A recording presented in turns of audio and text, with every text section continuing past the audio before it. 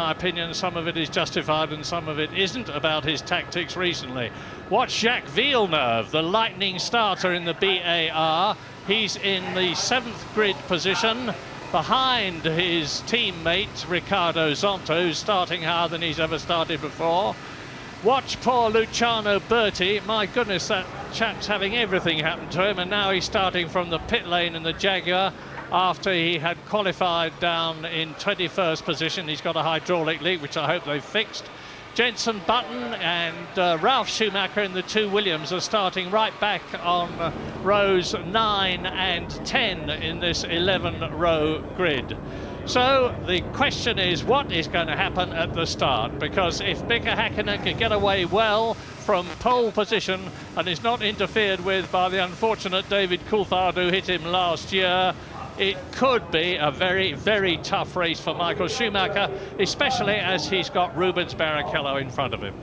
Well, there's more to the front of the grid than may at first meet the eye. Of course, the 2 McLaren drivers appear to be very similar in pace. They appear also to have the fastest cars on the racetrack, very, very closely followed by Barrichello in the Ferrari. He's clearly faster than Michael Schumacher.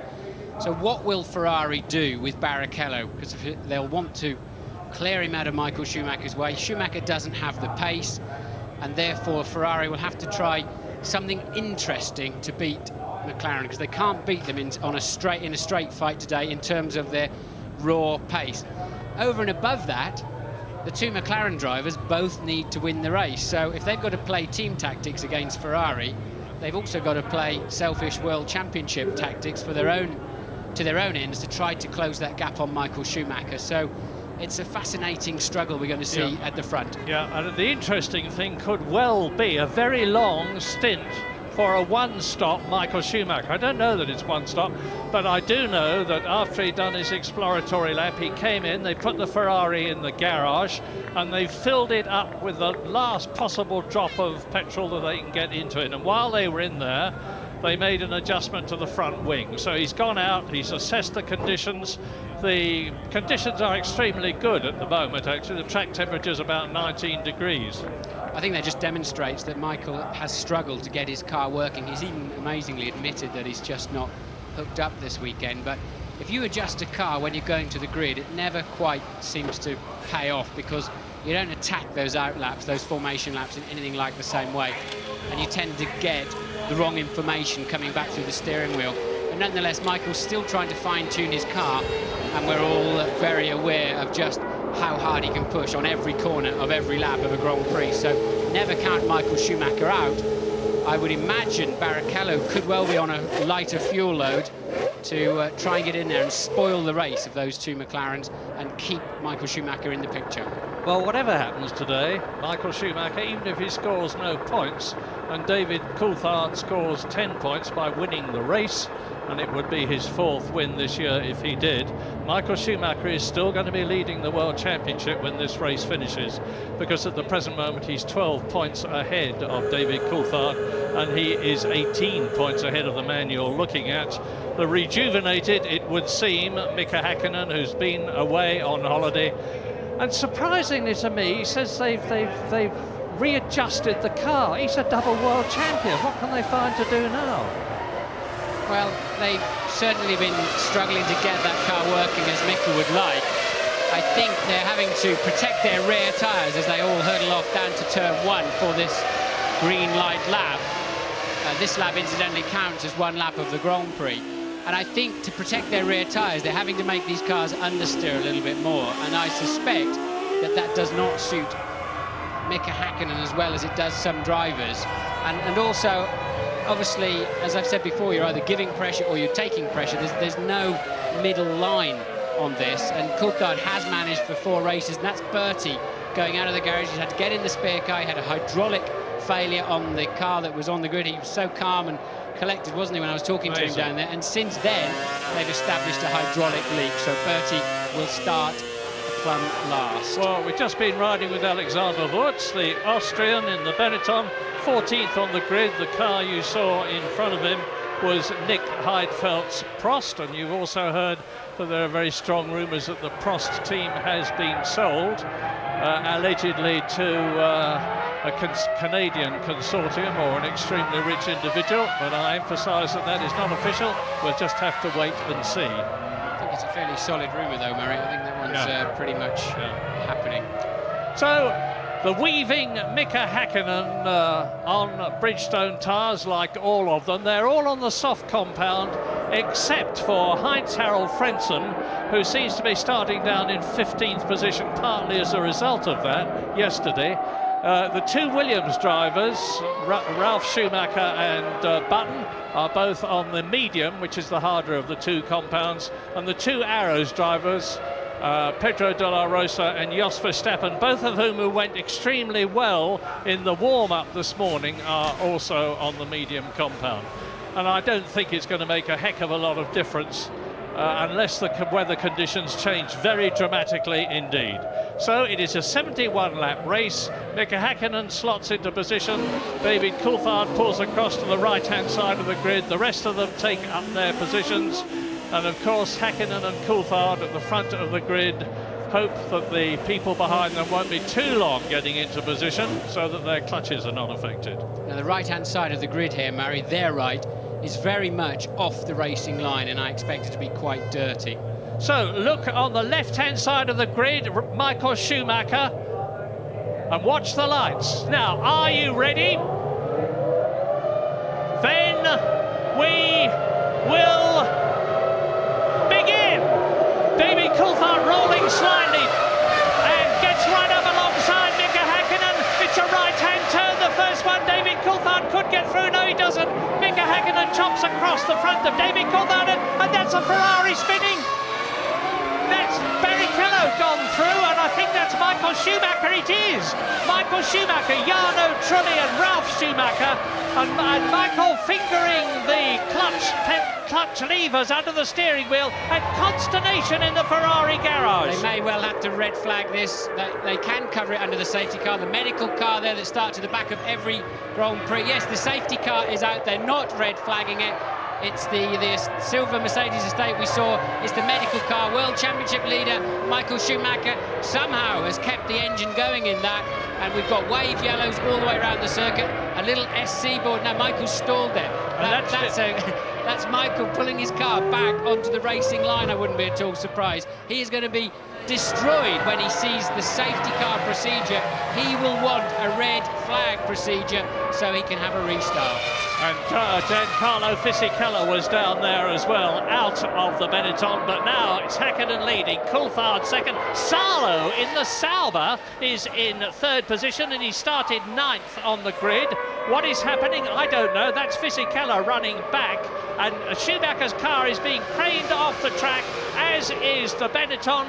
So that is 2 retirements, including the man who is leading the World Championship and will still be doing at the end of this race. But it's the worst possible situation for Michael Schumacher out of the race with 2 McLarens in the lead, following the safety car. Mika Salo third, Pedro de la Rosa and Jos Verstappen are 4th and 5th in the 2 Arrows, and somehow or other Johnny Herbert has got up to 6th position, and he started 16th. Martin, here you go. Jenson Button is 7th, so in amongst all that carnage, the 2 McLarens got away beautifully. Look, Michael Schumacher comes up the inside and gets a tap from what must be the BAR of Villeneuve, and Schumacher pushed out of the first corner. Zonta, we think, actually ran into him. I think it was Zonta, yeah. Yes, and then, of course, you got a traffic jam.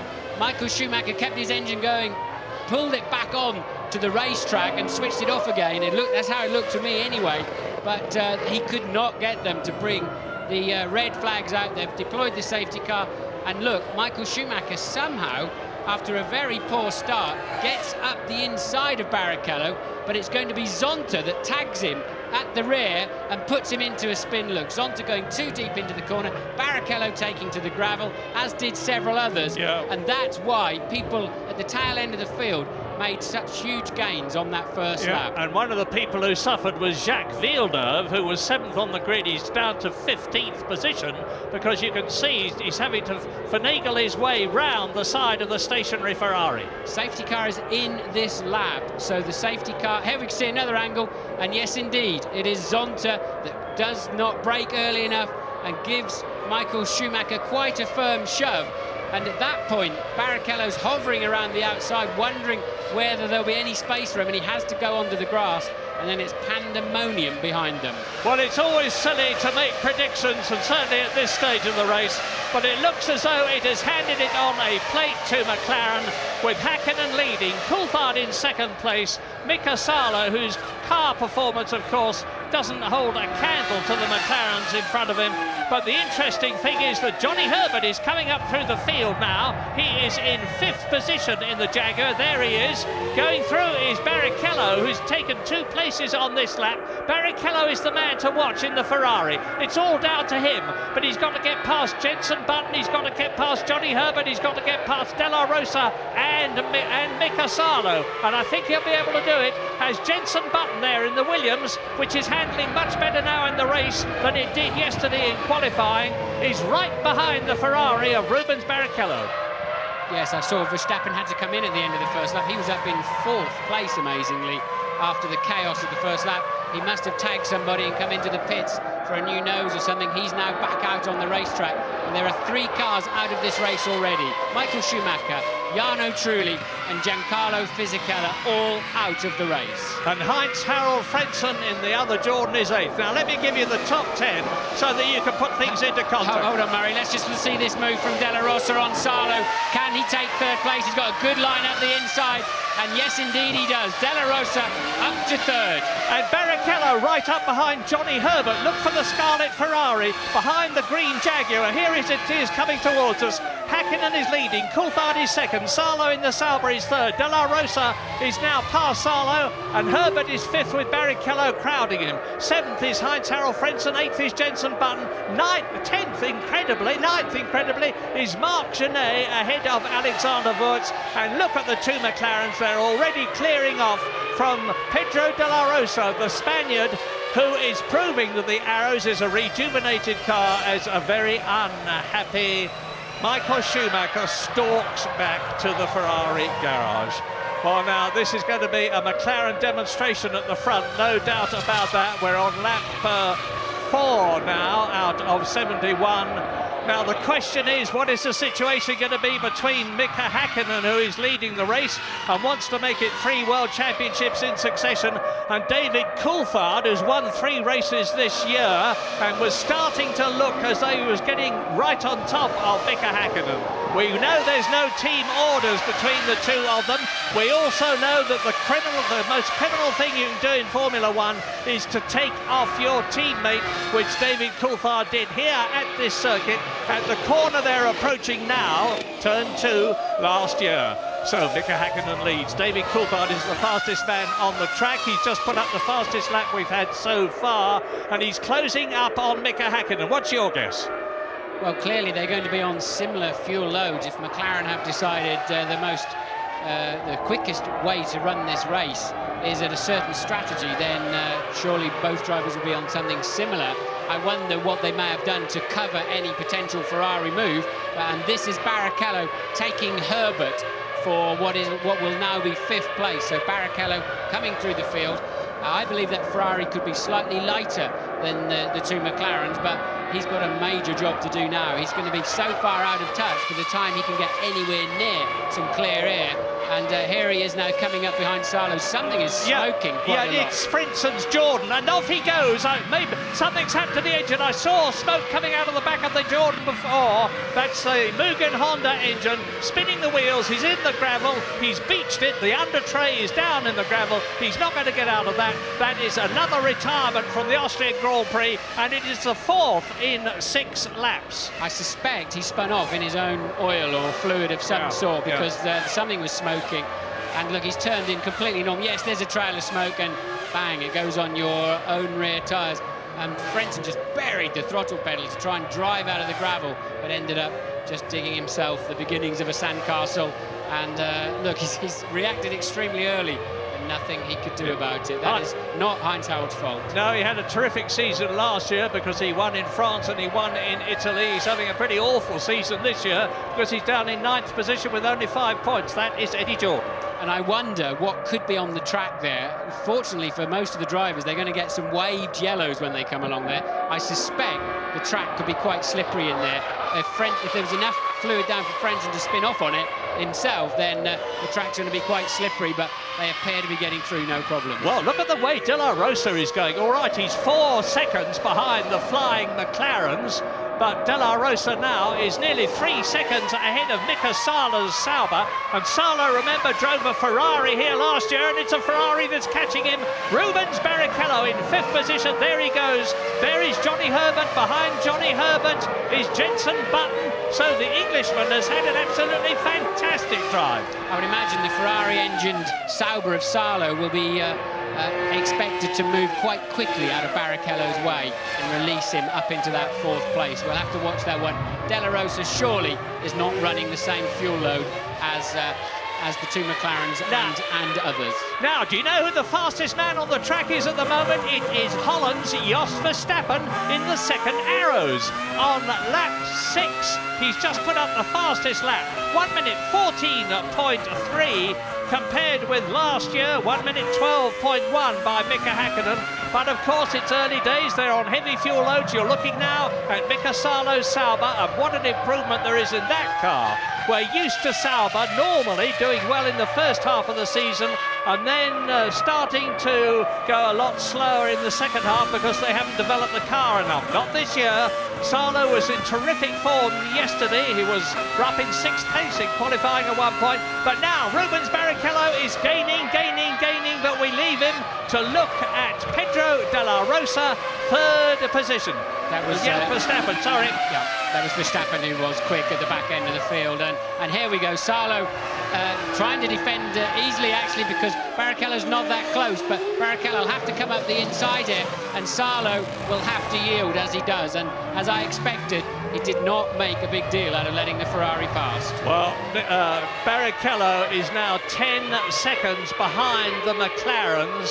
McLarens are lapping in about 1 minute 14, 1 minute 14.2, and Barrichello's been lapping nearly 1.5 seconds slower than them at the present moment.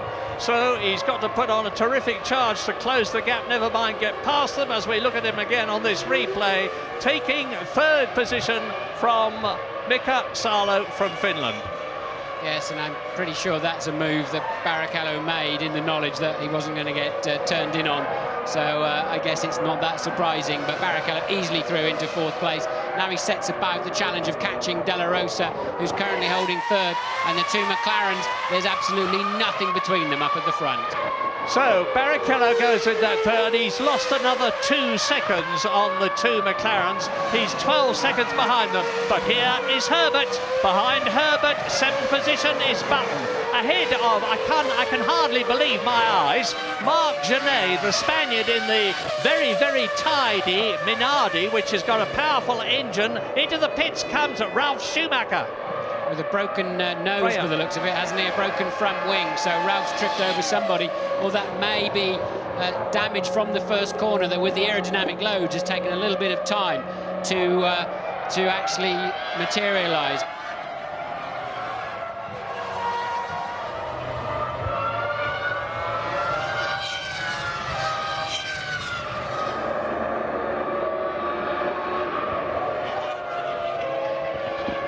And Lex, you and I, as we look at Nick Heidfeld being pursued by Jacques Villeneuve and Ricardo Zonta, see what's going to happen down there. So Alesi is in 10th position, Heidfeld is in 11th position. Villeneuve behind him, of course, is 12th, and Zonta 13th. They both suffered as a result of that coming together on the very first lap. And 6 positions down now is Jacques Villeneuve compared with his starting position, 5 positions down to be exact. And Luciano Berti, I'm just looking to see where he is. He's in 14th position. Now the retirements we have so far are Fisichella Trulli and Michael Schumacher, the World Championship leader. No points for him here in Austria. And Ron Dennis is studying implacably and very calmly, as he always does, his cars at the front, the 2 McLarens, and they're in a race of their own now, because David Coulthard, 1.5 seconds approximately behind Mika Häkkinen, is 6 seconds ahead of the pursuing Pedro de la Rosa in the Arrows. But if Arrows can keep this up, it's going to be one of their best performances ever. There's a long, long way to go. Arrows have yet to win a Grand Prix, and they haven't been on the podium for a very, very, very long time. I thought I saw traces of smoke coming out of the back of that McLaren. I really Which one? did. Which one? The first one, Häkkinen's car. It was coming through the last 2 corners as he got back on the throttle. I just thought I saw tiny, tiny hazes of blue smoke. Well, so we'll keep an eye on that. It's quite possible because they have had engine problems, and Mika Häkkinen's engine was changed actually before the race, so that's by no means impossible. Keep an eye on that, but it seems fine enough at the moment.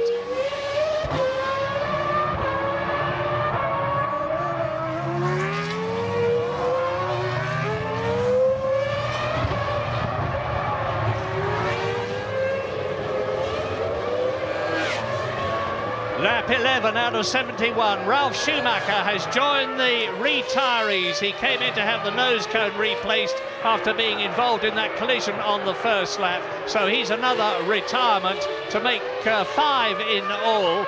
But noticeably and significantly, we think, and I emphasise the word think, that we saw a puff of smoke coming from the lead McLaren's engine. That's Mika Häkkinen's car. It hasn't stopped him from just making the fastest lap of the race. He's still 1.5 seconds ahead of David Coulthard, who is some 8 seconds now ahead of Pedro de la Rosa. There he is alone on the circuit, but Rubens Barrichello is eating up the gap to the Arrows. Yes, but Barrichello, now he has got in clear air, is still 1.5 seconds a lap slower than the McLarens at the front. That absolutely amazes me. Well, he's so much slower with no traffic in front of him whatsoever, as you watch Jean Alesi trying to challenge Alexander Wurz for 9th place.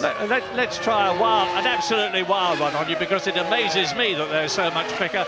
Might they be on a 2-stop strategy and Barrichello only on a 1-stop strategy, in which case he'd have a heavier fuel load? Seems unlikely, but it's possible. I'd be surprised, but we'll have to wait to find out, won't we? But Barrichello certainly doesn't appear to have great pace. But even, Murray, the difference between 1 and 2 stops is not 1.5 seconds a lap, as Alesi ducks up the inside and can't hold the back end of the car, and Wurz immediately takes back his 9th position. Well, we're on lap 12 now out of 71.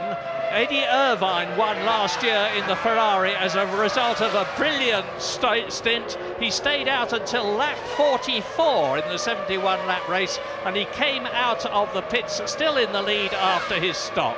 So now we're on lap 12, Häkkinen leading Coulthard, and the gap is increasing slightly.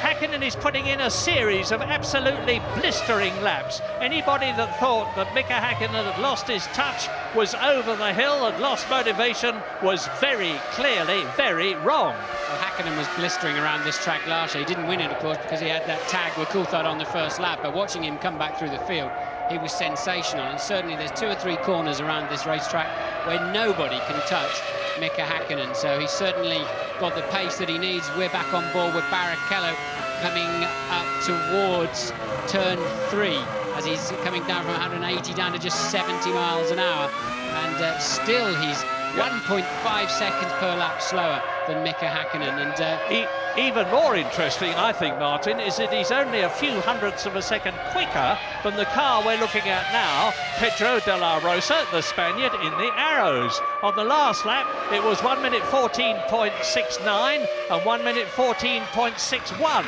So there's only 8 100ths of a second improvement of Barrichello on de la Rosa, and it's going to take him a long time to catch the Arrows at this rate. But then, there again, de la Rosa might be on a 2-stop strategy.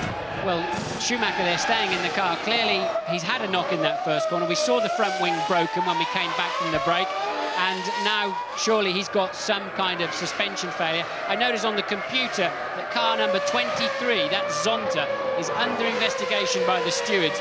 And that will surely be for running into the back of Michael Schumacher in the first corner. James, what can you tell us? Yeah, I think Zonta may be facing a stop-and-go penalty in the not-too-distant future. But I'm down at McLaren, where there really is no sign of any anxiety about the engine of Mika Häkkinen. Looking down to Ferrari, it looks to me as though Rubens was on quite a heavy fuel load. And I think Ferrari's plan today was to damage limitation really for Michael Schumacher, try and get him up to P3 and then move on from this weekend and forget all about it. But instead, Michael has an awful lot potentially of damage. McLaren, I think, are going to run quite long here as far as lap 40, possibly lap 44. And Rubens will probably do the same thing. De La Rosa, quick word on him. Remember Canada, where he did 2 stops. He looked very good in the early part of the race, but then he faded later on. I think you'll see the same thing today. Yes, and interestingly, you could well be right on Barrichello, James. I'll come back to you on something else in a moment. So Mika Häkkinen now increasing the pace all the time. He's inching away from David Coulthard. The gap is 2.3 seconds. But behind Barrichello, who's in 4th place, Mika Salo is 5th. Johnny Herbert is still 6th in the Jaguar, and they've only scored World Championship points in 1 race this year, and that was Eddie Irvine.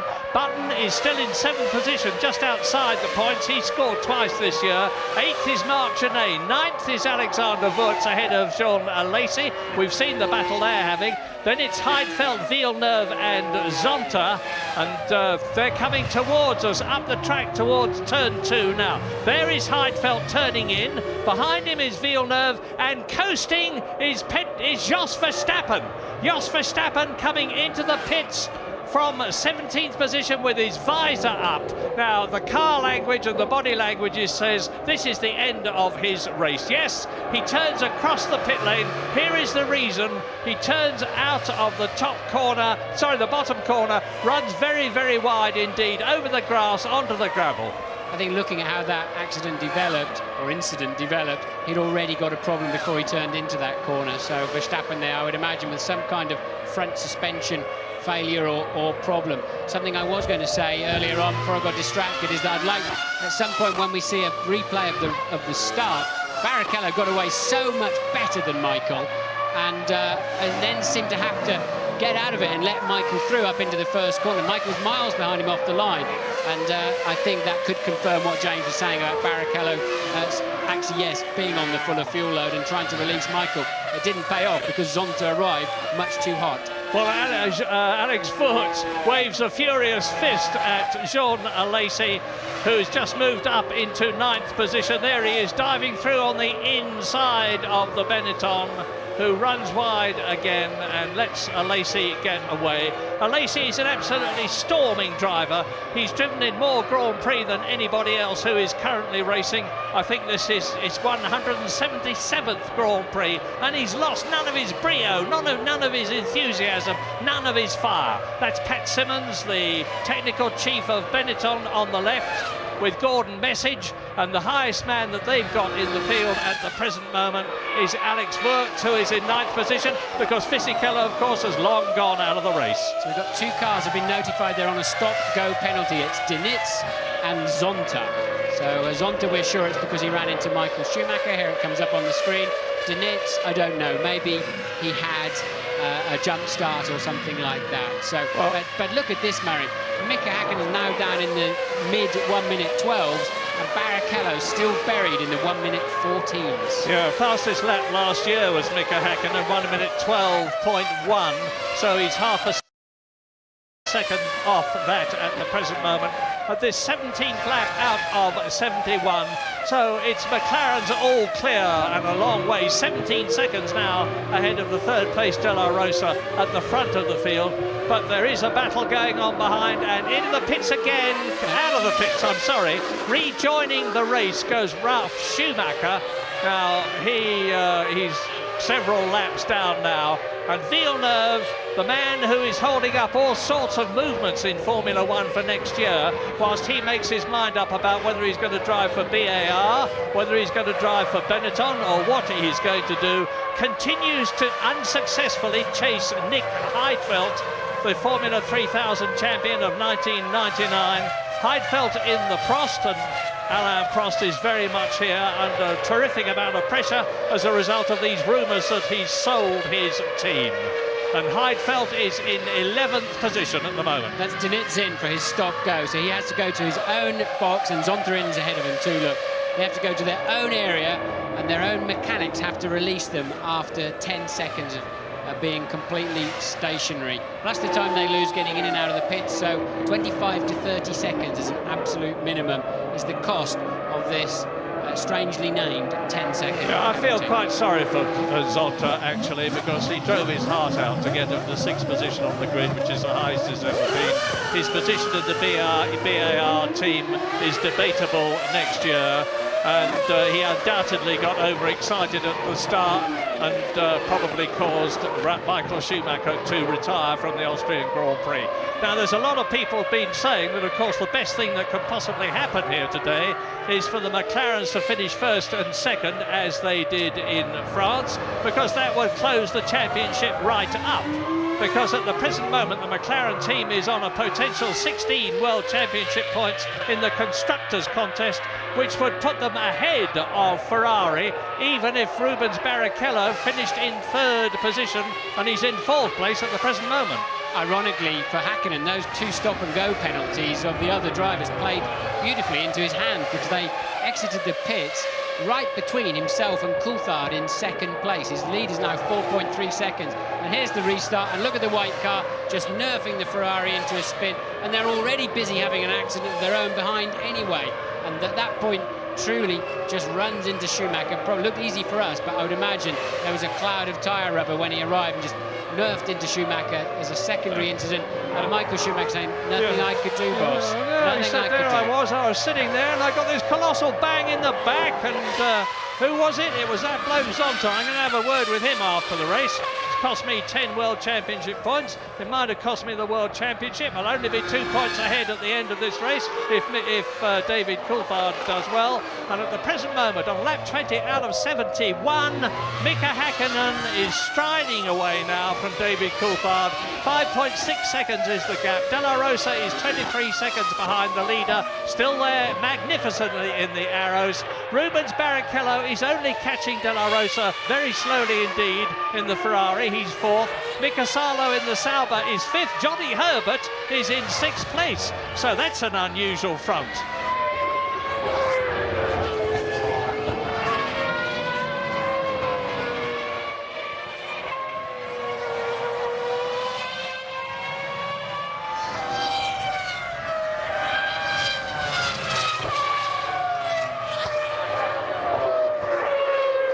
Well, it's time, I think, for me to come out with my hideous cliche that anything can happen in Formula One, and it normally does. And I expected something unusual to happen at the start, but I certainly didn't expect Michael Schumacher to be punted out of the running by Ricardo Zonta. I didn't expect Fisichella to be taken as well, and I didn't certainly expect to see an Arrows in 3rd position. Is that your most hideous cliche, Mario? You must have a No, better one. I got lots of them. But yeah, it's certainly been a strange race. It's sort of dream ticket, isn't it, for McLaren so far, but still over 50 laps of this Grand Prix to go. So, as you say, anything can happen, and it often does, but it's just absolutely dream ticket. They're 25 seconds ahead of a car in 3rd place, De La Rosa, that almost certainly has less fuel on board.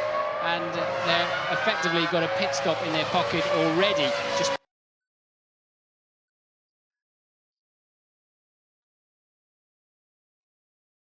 20 laps into this Grand Prix. Yeah, and if they finish 1st and 2nd, and all right, we've still got 50 laps to go. But if they finish 1st and 2nd, it would be the 4th time this year that they had done so, in a situation where after the San Marino Grand Prix, the 3rd race of the year, people were saying Ferrari have got it stitched up. Hello? P1, lap 21, that's Hakkinen, shift revs. What's that mean? Shift a bit earlier, don't rev quite so high. That's a pretty standard procedure when you've got a race all wrapped up and your competition is over a second a lap behind. So they're just reminding him, hey, listen, buddy, just take it a little bit easy. Take it a little bit easy, but not short shifting in the conventional sense of the phrase. Yes, that's short shifting, basically, Murray. Just, you know, instead of going to 17,200 or whatever they run to, change gear at 16.8 or 16.7 makes a lot of difference.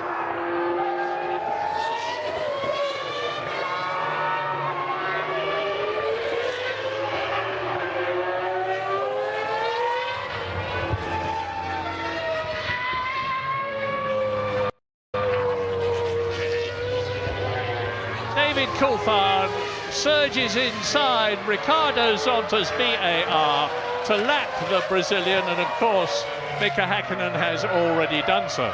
Yes, as I said, those two cars that finished their stop-go penalties fed in front of Coulthard but behind Häkkinen. And it's cost Coulthard over 4 seconds trying to get through them. So Häkkinen now with a 7.2 second lead as he comes over the line. It's going to be even more this time around. 8.5 seconds as he negotiated the BAR of Zonta. So Häkkinen now really getting off into the distance. Not because he was better through the traffic, because he didn't have to put up with that traffic. Della Rosa now 26 seconds behind Mika Häkkinen. Louise, what can you tell us? Well, I'll get it from the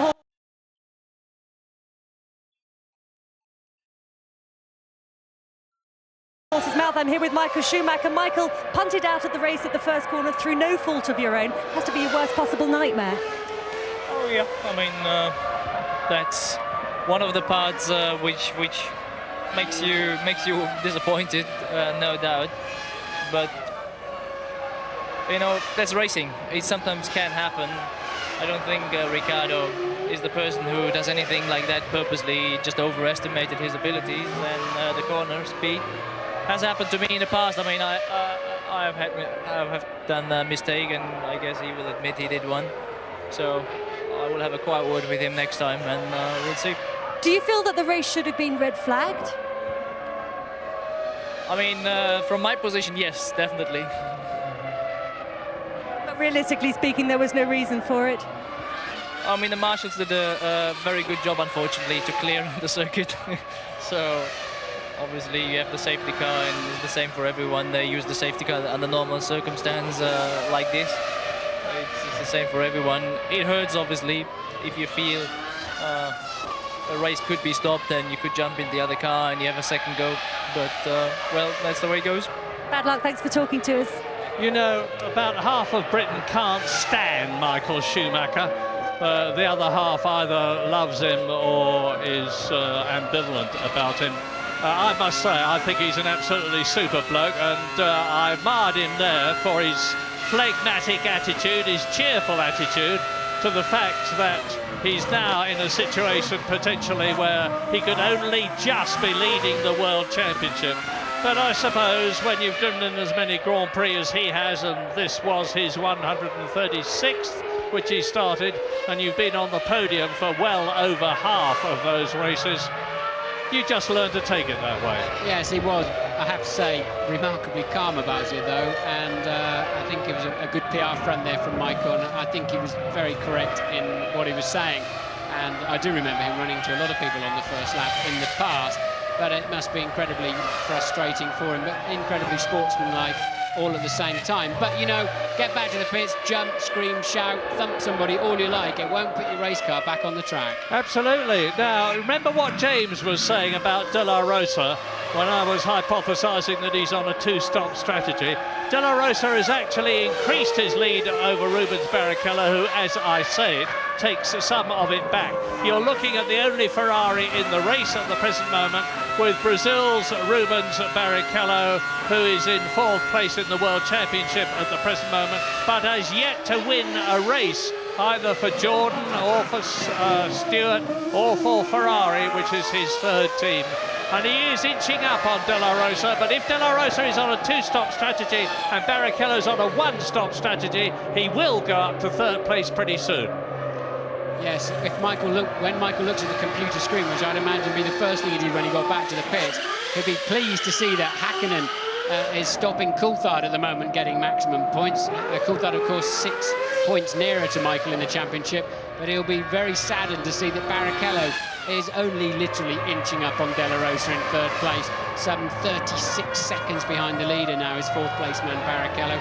Michael will be amazed to see how slow he is, and the fact that Barrichello cannot get up there and spoil McLaren's day. It's now all down to making sure there's no driver errors and no mechanical failures. I've seen out of the window a pit board that says revs and shift, and they're telling the two McLaren drivers shift a little bit earlier, use a few less revs, and hopefully just even if you just knock 300-400 revs off the top end, it saves the engine enormously. The stresses just increase dramatically as they get over 17,000 RPM, for example. James, what can you tell us? Well, it's interesting. I've just been looking at those pit boards being prepared. I see shifts and revs, and I wonder if in the minds of Häkkinen and Coulthard that also means don't race each other, guys. What do you think, Martin?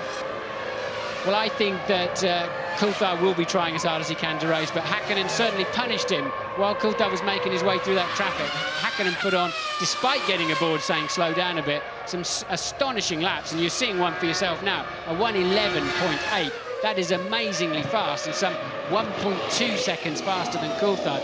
This is a virtuoso performance we're seeing here from Mika Häkkinen, and he's scampering down there. He doesn't want Coulthard to have to make a decision whether to race him or not. He wants to get far enough into the distance. Yeah, and he's 0.3 of a second faster than his own fastest lap last year. Zonta's having a pretty lurid race.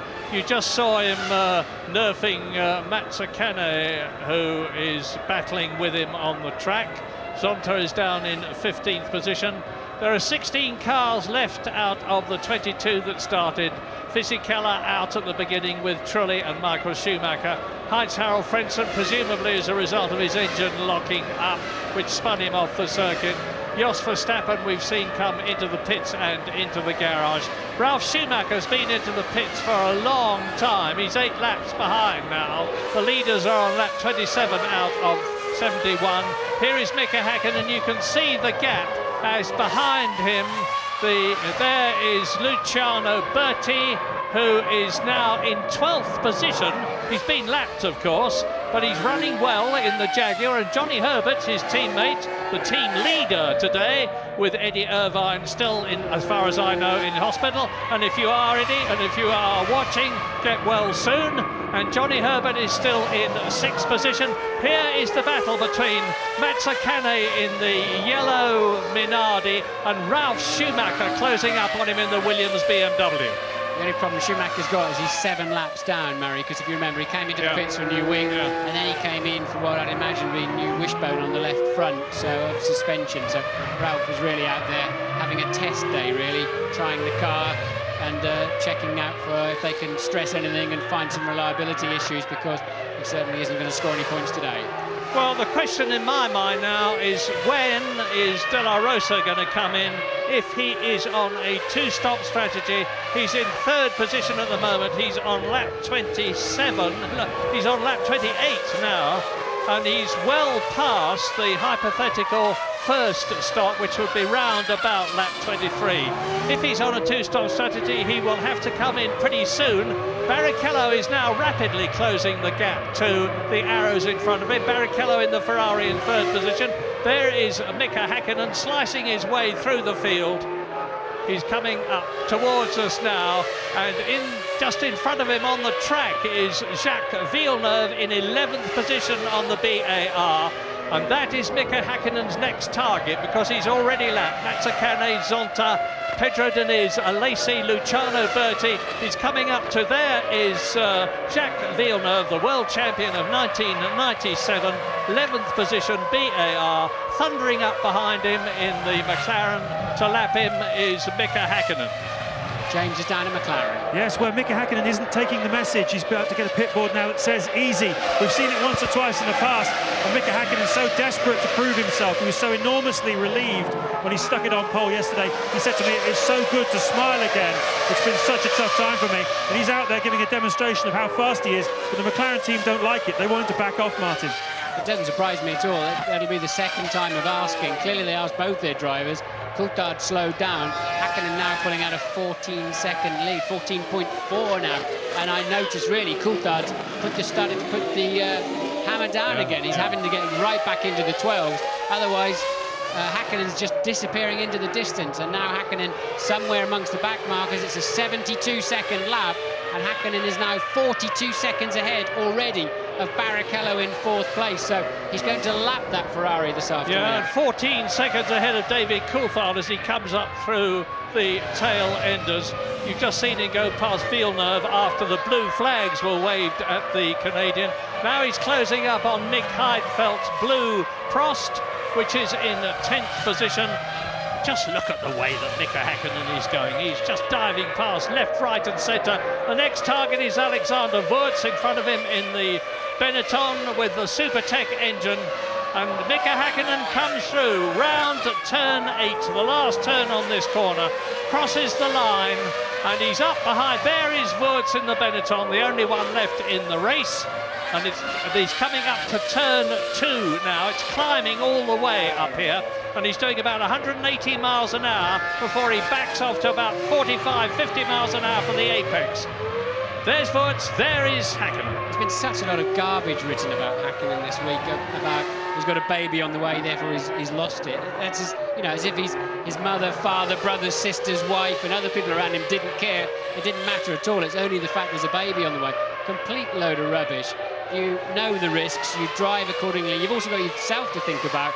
There's no way that having a baby makes you just suddenly go off the boil in terms of being a Grand Prix driver. But everybody seems to need to analyse these drivers. They ask them questions and they're given answers, and if they're not the answers they want to hear from the drivers, they then start dissecting that driver's personality. Yes. Complete load of rubbish. Well, he's short shifting now if he's obeyed instructions, and there's some doubt about that. But he is lapping about 0.6 of a second slower than his own fastest lap so far in this race, which was done on lap 27, and that was 1 minute 11.8. He's lapping in about 1 minute 12.6 now. He's on lap 32 of 71, so getting on towards half distance. Up to turn 2 they come. Jaguar, Williams. The Jaguar is Johnny Herbert. The Williams is Jenson Button. And there is Mika Häkkinen now. He has passed Wurz. I'm just checking on whether he's... No, Genet is the next one. I've been talking a little about this Minardi because Marc Genet is in a magnificent 8th position, the Spaniard. There's 2 Spaniards in Formula 1 now. Pedro de la Rosa is the other one. And that car, that yellow Minardi, if it had a lighter engine, the Ford engine that it's got is pretty powerful. It's not far off most of the others, but it's very heavy. And Gustav Brunner, the Austrian engineer who has worked for so many Formula 1 people, has produced a great motor car. Marc Genet is making the most of it. He's hanging on to Jenson Button. There it was, Rubens Barrichello. And that was that dust coming back from behind the arrows. I fear it's a little bit more than dust. Certainly De La Rosa's gone a lot further into this race than I thought he would in terms of fuel, so maybe he took my words on that one. But yes, it's beginning to breathe rather heavily, isn't it? That is not going to make the end of the race, Murray. No, it's a super... So, oh, no, my goodness, it isn't. No, it's so... Whoa, that's it. Bang, bang, bang. Out goes De La Rosa. That's a replay. So Rubens Barrichello will be moving up into 3rd position with the disappearance of the arrows after a superb drive. I don't think he's still running. Yeah, it's not disappeared just yet. That was a replay of it smoking earlier on. Now he's coming in for, let me look out of the window, it's a routine stop. They're expecting him. So he may have to, he's certainly not going to be able to get to the end of the race without stopping again, I would have thought, from here. But De La Rosa in, but surely that engine is not going to see the checkered flag. 6 laps into the window, and it looks to me as though he's going to turn in. Very leisurely stop. No tyres, you see. Looking at the back of the car. No, this is the end of De La Rosa's effective race, whether he rejoins or not. So Barrichello goes up into 4th position. 3rd position. Mika Salo goes up into 4th. Johnny Herbert is 5th. Jenson Button, for the 4th time in his career, is in the points. He's finished in the points twice, and he's in the points again. And Marc Genet is in 7th place, and now Mika Häkkinen has lapped everybody up to 7th position. Oh, and as I say it, he passes Jenson Button. Well, you're right, Martin. If Häkkinen goes on the way he's going now, he's going to lap everybody before the end of this race, except his teammate David Coulthard. Yeah, it's a brilliant performance from Häkkinen. He's certainly not backing off at all. It's quite a good scrap going on here. You've got Salo 9/10 behind him is Herbert, and now just a little bit more is Jenson Button. He was 1.2, but he had to yield to the McLaren of Häkkinen that was lapping him. But a good little scrap there for what will now become 4th, 5th and 6th. That's Salo, Herbert and Button. Well, the highest that a Jaguar has finished in a Grand Prix was Eddie Irvine's 4th place at Monaco. Johnny Herbert is in 5th position, and Louise has got information about De La Rosa of Arrows. Yeah, that's right, Murray. A lot of sad faces down here at Arrows, as you can imagine. De La Rosa was on a one-stop strategy, so he was keeping up with those cars on pure pace. Nothing to do with the fuel stop strategy, but unfortunately his gearbox has let him down. Exactly the same reason as his teammate Verstappen went out. As we watch Mika Hakkinen closing up on Johnny Herbert and surging past the Jaguar, which is in 5th position still. So there's just Salo, Barrichello and Coulthard ahead of Mika Hakkinen for him to lap. And Salo is lapping in about 1 minute 14.5. Mika Hakkinen is lapping 1.5 seconds faster than the Sauber. Herbert was smart there. Clearly he's got to let the McLaren pass. The flags were already waving at him, blue flags, but he chose to do it in a place where they both lost the minimum amount of time, especially himself. So Johnny, the old hand, able to release Hakkinen without giving away too much in his pursuit of Mika Salo. But a little, as you can see, but now Salo has got the same problem, but he can let Hakkinen get through as they break up into turn 1. Salo will then just blend out the throttle a little bit down this straight and let Hakkinen have the inside line. That way Salo stays on the racing line and gets good drive out of the corner because his tyres are clean, and that keeps his gap back to Herbert. Yeah, he needed to do that to prevent Johnny Herbert closing up on him. And I was saying, I'm keeping my fingers crossed for Jaguar because they've had so many hard times this season, as we see a replay of Hakkinen going past the Ferrari engine. So it's a Petronas engine officially, but it's a Ferrari engine in fact of Mika Salo Sauber. And you're watching a really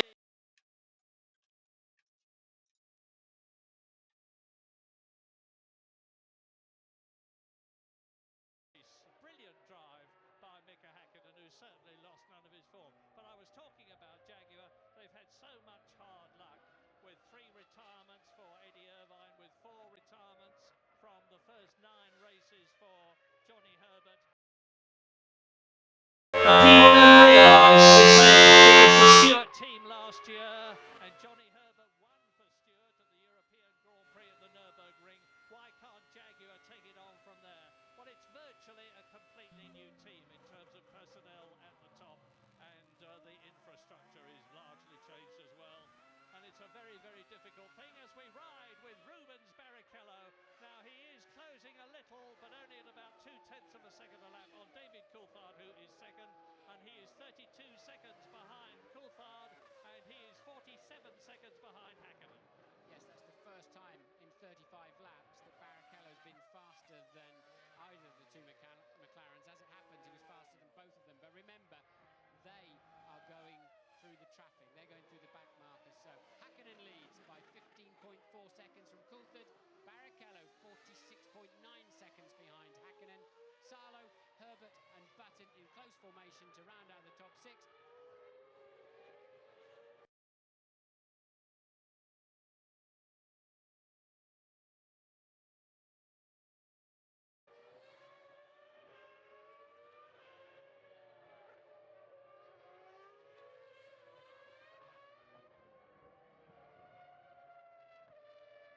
Now, here is something very interesting, Martin. We've been coming back from time to time looking at Nick Heidfeld in the Prost, who's now in 8th position.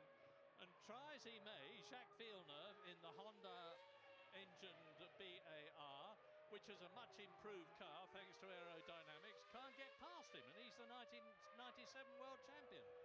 Yes, his car's not quite fast enough. I think it is a little bit faster, but his car's not fast enough to make the difference, to put the pass on. But clearly that is Zonta chasing Diniz in this particular example. Villeneuve is further up the road chasing Nick Heidfeld. So Villeneuve really not, or Zonta, not showing anything like the kind of pace we saw through free practice and indeed qualifying. Well, this is proving, if proof was needed, that McLaren this race, P1, lap 37, come in, that is come in. Mika Hakkinen, your time is up for this first stint anyway, and the second stint is going to take him through to the rest of the race, and he's coming in about 17 or 18 seconds ahead of David Coulthard, who will therefore take the lead unless unless something very strange happens indeed in terms of a rapid pit stop for Mika Häkkinen, David Coulthard will take the lead, but of course he would then lose it again when he has to come in for his pit stop, which will be very soon, I predict, after Mika Häkkinen, because I assume they are on an identical strategy. So Häkkinen turns in and stops. Up goes the front of the car, on go 4 new Bridgestone tyres on their wheels, and Mika Häkkinen, the fuel nozzle is a bit slow getting away, but it's 11.8 seconds. And where is David? There is David Coulthard.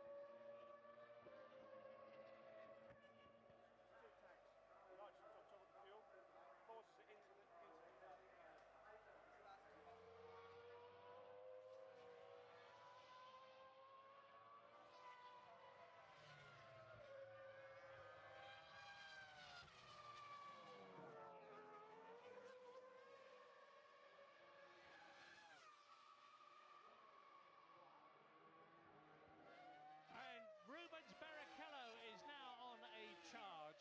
He's doing the fastest lap of the race as I talk to you. He's still to come through and complete it. He's done a lightning first section this lap. It's split up into 3 sectors for timing purposes. The first sector ends just before turn 2. He's gone through the second sector faster than he has been before. But the gap between him and Mika Häkkinen is still some 30 seconds. Coming down now, it's 20 seconds as a result of Häkkinen's stop, and Barrichello is yet to stop himself. Yes, Barrichello's done his fastest lap of the race rather than the fastest of a 1:12.5, but that's just normal sort of cruising around McLaren pace at the moment when they were trying to just save the engine a little bit. So now Coulthard, if he's got a few extra laps of fuel in his car, it probably explains why he wasn't able to stay with Häkkinen earlier on. The traffic certainly hasn't fallen well, and he hasn't taken it as well as Häkkinen, but Häkkinen quite clearly, in any event, has more speed around this racetrack. But Coulthard leads the race, and he's got low fuel. He must be doing for fuel in the next few laps, and he should be able to pull some of that deficit back that he had on Mika Häkkinen. So the order on lap 41 with 30 laps to go in this 71-lap race. David Coulthard leading Mika Häkkinen now by 10 seconds. Rubens Barrichello is 30 seconds behind Coulthard, but has yet to stop. Mika Salo in the Sauber is 4th. Johnny Herbert still going strong in the Jaguar. 5th position, 2 potential points. Jenson Button in the Williams, who started down in 18th position, is now up into 6th position and in the points again. Marc Genet is 7th. Villeneuve is 8th. He's got ahead of Heidfeld, who has come in for his pit stop, down to 9th. Wurz is 10th. And Bertie in the second Jaguar is still running in 11th place. Yes, and if you didn't see the start of this Grand Prix, there was an accident in the first corner that immediately eliminated Michael Schumacher, Jarno Trulli and Giancarlo Fisichella. Others had problems, had to stop for wings and little bits of suspension, notably Ralf Schumacher. So then allowed the tail enders really to find their way through, thread their way through the carnage in the middle of the pack. And now, look, Coulthard has to come in for his one and only stop of the afternoon. And that's why you have Herbert, Button and Genet, for example, in 7th place right up the field, because they were able to leapfrog. And instead of a red flag scenario, I think wisely they just chose to use the safety car, because the marshals cleared the racetrack with great efficiency. Yeah, they did a great job. Charlie Whiting is the race director. He's the man who has to make these ticklish decisions, and he invariably gets it right. An enormously experienced chap, ex-chief mechanic at Brabham, and he's had various other jobs. And now Mika Häkkinen is going round with David Coulthard coming in. Now Häkkinen took 11.8 seconds on his stop. David Coulthard is now 11.6 6 seconds ahead of Häkkinen in the race on lap 42. Häkkinen will retake the lead, and it will run through that way to the end of the race unless, and it's a big unless, there is a problem for one of the two McLarens. And Rubens Barrichello is still third. In comes Coulthard. Yes, current leader then, Coulthard in for his stop of the afternoon, James. A very mellow atmosphere down here in this McLaren garage. They can't believe their luck, frankly, guys.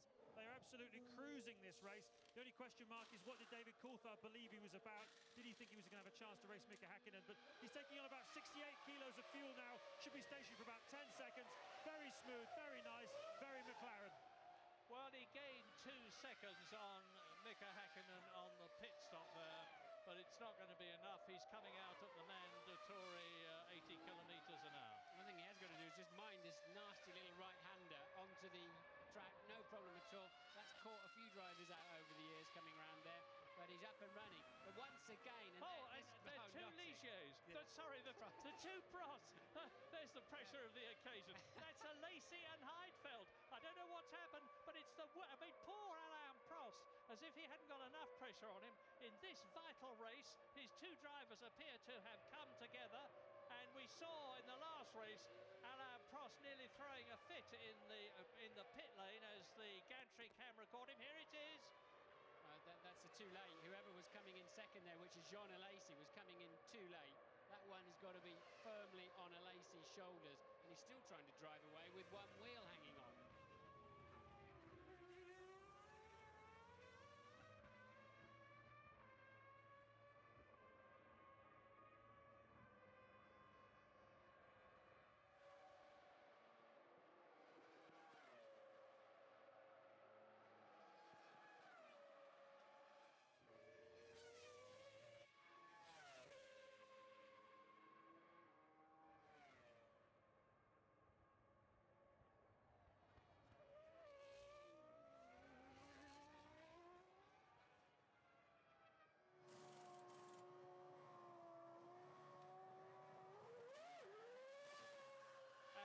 With De La Rosa now is Louise Goodman. That's right, Murray. The McLaren's running in first and second, completed their pit stops, but the man who was running third unfortunately stood here with me in the paddock. Pedro, can you get any consolation from the fact that the car was running so strongly before you went out? No, it's not enough. Just not finishing another race. It's not good. Especially, I would have loved to finish on a good position for the team. And especially because everyone was thinking that we were on a two-stop strategy and we were on a one, like all the others. And it was a shame, really, because we had some transmission problems. But anyway, this is motor racing, and the unfortunate thing is that it happened when we were going so well, and I was pushing very, very hard because the first pit stop was very close, and we knew some people were going to stop a little bit later. But anyway, we'll have to forget it, go to sleep, and tomorrow will be another day. Thanks, Pedro. Another very resigned and phlegmatic De La Rosa. That's his 8th retirement from 10 races. But very interesting that they were on a one-stop strategy. Bodes well for Arrows. It certainly does. I certainly owe him an apology because the car had such speed. And Tom Walkinshaw even told me this morning they were on one stop, but I still didn't believe him because they had such amazing speed in the warm-up this morning. I thought, like Canada, they were running the car a little bit light, but all credit to them, they had some genuine speed around this circuit. Now, that was Rubens Barrichello as we look at his boss, Ross Brawn, and we now look at the McLaren turning inside the Minardi. Rubens Barrichello is only a couple of seconds now behind David Coulthard as a result of Coulthard's stop. And Barrichello on lap 45 has yet to come in, so it's a bit of a false picture. Barrichello is with the second place McLaren of David Coulthard on the track, but effectively he's still way back in third position. Johnny Herbert up to fourth place. Yes, because Salo pitted from what was fourth place, and Herbert and Button have yet to stop. And I think this also explains why, I mean, Barrichello going so far into the race, he was very heavy off the line, could also again explain why Michael was able to have such a poor start, yet still be ahead of Barrichello into that first corner. You're on board now of the Ferrari as you head up towards turn 2. A car in front of us. Clearly the car, in fact, no, that's a Coulthard, second place man Coulthard, who has already made his stop, of course, and Barrichello surely has to pit anytime soon. But if the Ferrari can go this far on a tank of gas, that bodes very well for those circuits like Monza, for example, where they just need to run as far as they can. But we see in the pit lane, Ferrari mechanics are out, Jaguar mechanics are out. That must be for Johnny Herbert. Bertie's already been in. So now, there we go, Barrichello now must stop. And Jenson Button is up into 4th place as Johnny Herbert comes into the pits.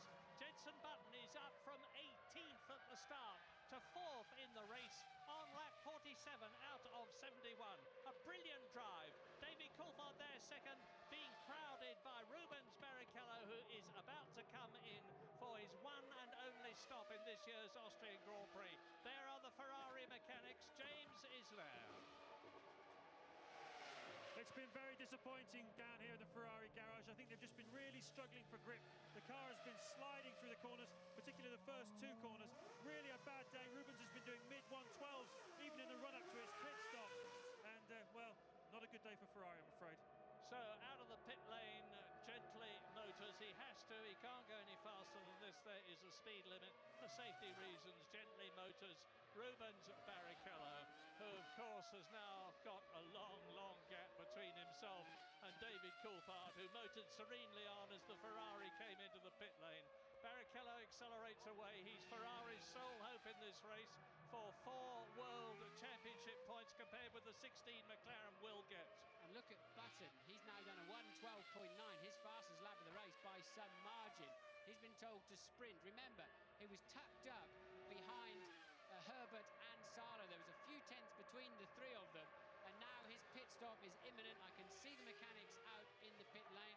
Ralf Schumacher, surely it will not be pitting again, so it must be for Jenson Button this time around. He's been told to push. He might, just might, leapfrog Salo and Herbert if he can have a good in-lap. Now, unless I'm very much mistaken, Jenson Button has had a very encouraging discussion with Frank Williams here in Austria. It's not necessarily so encouraging that it'll mean he'll stay with Williams next year instead of Montoya, the Colombian, who's expected to take his place. But Frank Williams and Patrick Head are delighted with the Englishman. They've got him under long-term contract. There's no doubt that if Button is not with Williams next year, he will be with somebody else. And into the pit lane he comes from 4th position. Now, he's got Jacques Villeneuve at the present moment just a few seconds behind him. Villeneuve goes through and takes 4th position. Villeneuve yet to stop, but here comes Button into his garage now. Just gently runs into the front jack. That's exactly what he should be doing. He's right on his mark, so the mechanics can easily manoeuvre around the car, moving the wheel. The fuel stop was short, of course, not so far to run to the end of the race. So a great stop for Button. That could just put him into a net 4th place, Murray. Yeah, but there goes Wurz through. Now, Wurz was a lap adrift on Hakkinen, and I reckon that he's moved up into 5th position, and Jenson Button will therefore be down to 6th if I'm right. Yes, but Wurz hasn't stopped yet, and nor has Jacques Villeneuve. But let's do a current 1 to 6 until it shakes out after all the pit stops. Mika Hakkinen leads David Coulthard by 17.1 seconds.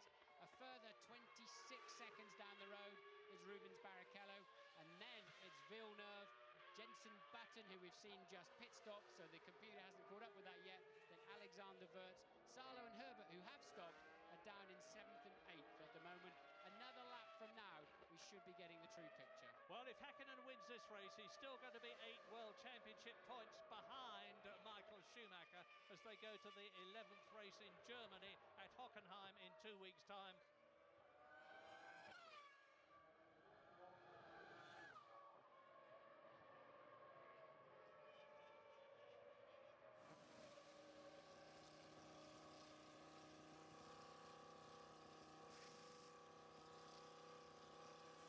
No trouble for Jenson Button, but a problem of some kind. It looks in the region of the left rear wheel for the unfortunate Ralf Schumacher, who's had enough of them in this race, starting with being involved in the collision at the first corner on lap 1. He's been into the pits and had a new nose cone. When he came in, he was 8 laps adrift. He's just lost a lot more time. But meantime, Jenson Button, who is indeed in 6th position as a result of Wurz passing him, is very much in the points and will move back into 5th place when Wurz comes in for his pit stop. Positions at the moment: Hakkinen and Coulthard well clear of Barrichello. 25 seconds he is behind Coulthard. Jacques Villeneuve has just come into the pits, so Wurz might, just looking at the gap between them, it's going to be a very close run thing between Alex Wurz here and Villeneuve, who motors past me in the pit lane. And I think he's going to rejoin the track in front of Alexander Wurz. Yes, he is, because here comes the Austrian for his pit stop, which should allow Jenson Button back into 5th place for 2 potential World Championship points. Yeah, Button's going to be 4th, Mario. Button has got out in front of Salo and Herbert. So that little trio, they were running 4th, 5th and 6th before the stops. As you see, Wurz getting away in a very good 8.4 seconds. Jenson Button will be up to 4th place. That will be 3 World Championship points. If he can stay there, it would be his highest finish in a Grand Prix. There goes the Williams, and Button was 5th in Britain, 6th in Brazil. He was in a potential World Championship scoring points in another race as well, but had to retire. And the green Jaguar that you see in the background of Johnny Herbert is now in 8th place.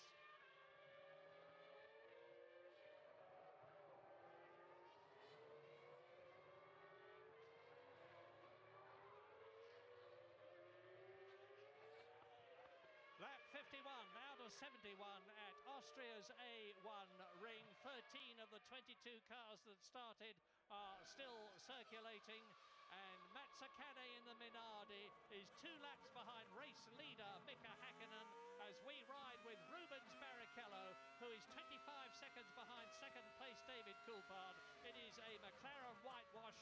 They're on a potential 16 Constructors' Championship points if they finish where they are now, and there is no doubt that McLaren will take the lead in the Constructors' Championship on race 10 out of 17. Let me give you a 1 to 10. It's quite interesting. At the front, it's fairly predictable. It's Hakkinen now 18 seconds ahead of Coulthard, who's a further 25 seconds ahead of the man you're on board with now. And then Villeneuve had a great stop and managed somehow to get out in front of Jenson Button, who did leapfrog Salo and Herbert with those 2 or 3 great laps he did before his pit stop. So all changed there. Villeneuve, some kind of stunning in-lap and pit stop, has got him up into 4th place. Louise is with Lacey. I am indeed.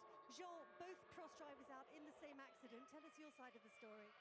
So we were in 2 different strategies.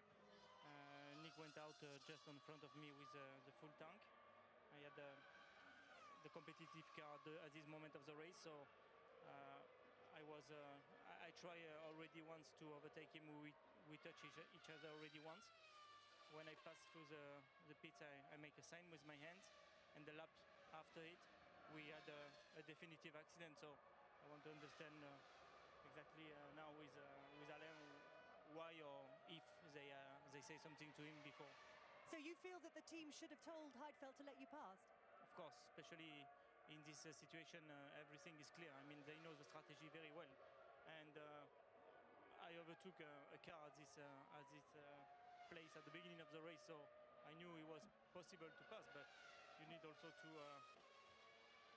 I mean, okay, we had this accident. We have to speak now together to understand what's happened. Thanks, Jean. The problem is Heidfeld had no idea that he was coming up, so if there was any kind of instruction, it hadn't made it to Heidfeld's ears, because he simply turned in as per normal without an inkling that his teammate was slithering up the inside of him with a do-or-die effort. But I can understand Jean's point. If they were on different strategies, surely the team should have been playing a role in that one. But I'd like to cut back to the Villeneuve, Button, Salo and Herbert situation, because they're reasonably, as you see, what must be Salo, who's currently in 6th place, and Johnny Herbert there chasing him in the Jaguar. Yeah, Sala actually lapping a bit quicker than Jenson Button at the moment, but he's some 4 seconds behind him. That at P6 is the sign to Mika Salo. There he is, and behind him in 7th place, the green Jaguar of Johnny Herbert. You remember he was in the points, he's just out of them at the present moment. But Jenson Button in the Williams BMW is very much still in them. Now, Villeneuve, who got past him in the pit stop, is pulling away from the Williams BMW. I was going to say that Jacques Villeneuve would be an extraordinarily difficult bloke to get past, particularly by somebody who's as comparatively inexperienced as Button is, fine a season as he is having. Well, Villeneuve is pulling away. He's 2 seconds ahead of Button now, and he's lapping, of course, slower than Rubens Barrichello. Only 3 people, Häkkinen, Coulthard and Barrichello, are on the same lap, and Mika Häkkinen is lapping about 0.4 of a second slower than Rubens Barrichello at the moment. Some kind of stellar drive from Villeneuve actually up there into 4th place. Remember in that melee in the first corner, he really did lose out quite badly. I can't remember, I think he was 14th or 15th when they took the safety car away. So he's made his way through the field. Others have had problems. And then a stellar pit stop. And Villeneuve in a very strong 4th place. And Button, we think, has gone off. Yeah. Button has run off onto the grass as he goes wide again. So Button's made a mistake in the last corner. Yeah, and he's got Salo right behind him. There is Button in 5th position. Salo in the Sauber right behind him as they come up to turn 2, and that's where the Schumacher brothers had a gigantic battle respectively in the Ferrari and the Jordan a couple of years ago, and Johnny Herbert is right up behind Salo. So you're looking at the battle for 5th, led by Button, with Salo sandwiched between the 2 British drivers, Button and Herbert. Herbert in the Jaguar. And there's everything to gain for all of them. Button wants those 2 points, so does Salo, and especially Johnny Herbert, to give him the first points for Jaguar and the team's 2nd World Championship points this year. Yes, Johnny Herbert in the worst possible place to finish a Grand Prix, and that's 7th, but he hasn't finished yet. And certainly Button, we think he ran, we're hoping to see a replay, he ran very, very wide in the last corner. The Williams pit are ready with a new nose, but I would imagine they'll only bring him in if he has a problem, which he doesn't appear to have at the moment. I would imagine that's a precautionary situation with regarding to the Williams pits. With so relatively few laps to go, it would be crazy to bring him in, and I can't see anything wrong with the nose.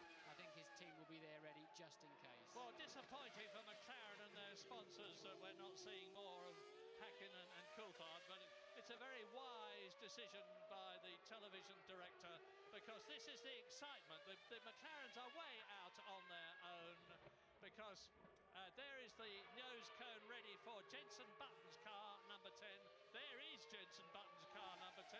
Doesn't look to be suffering too much at the present moment from as far as I can see. And that is Jacques Villeneuve running wide, and that's what caused Button's problem, as he was tucked up right behind the BAR as they came round turn 8. That's about a 135-mile-an-hour corner.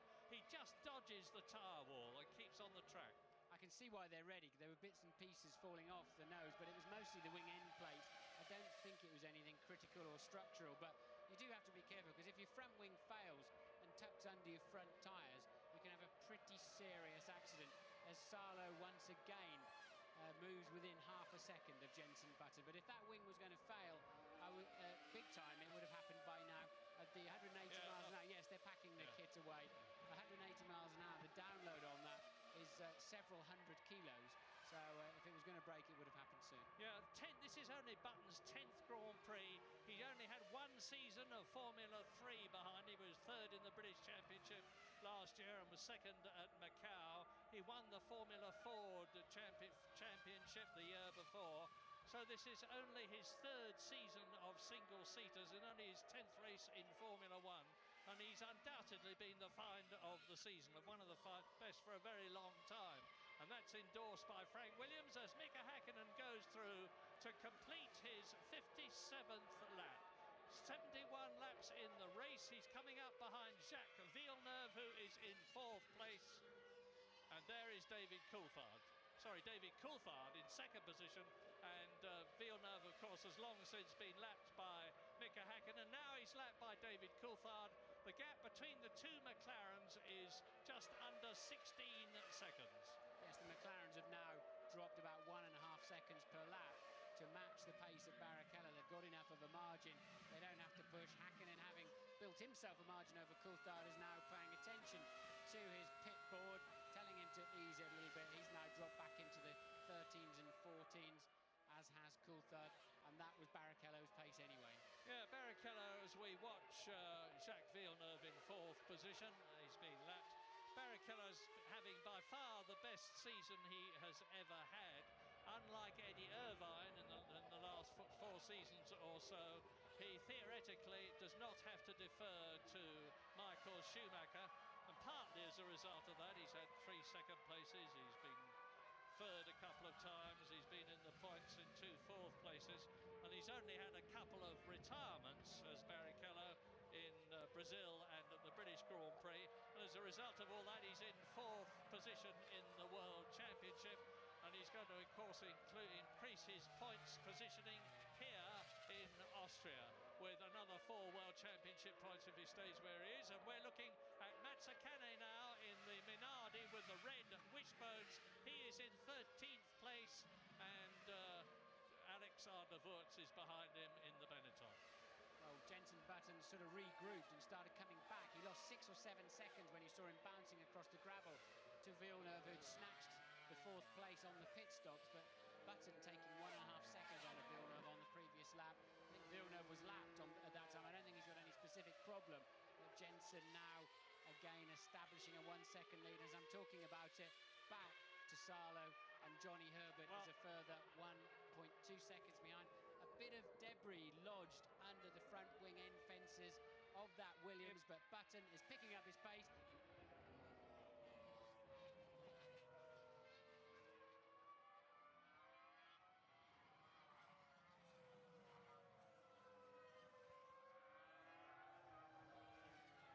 Bicasalo there in 6th position with another 12 laps to go. Johnny Herbert crowding him hard, but Jenson Button is lapping marginally faster than Salo and Herbert.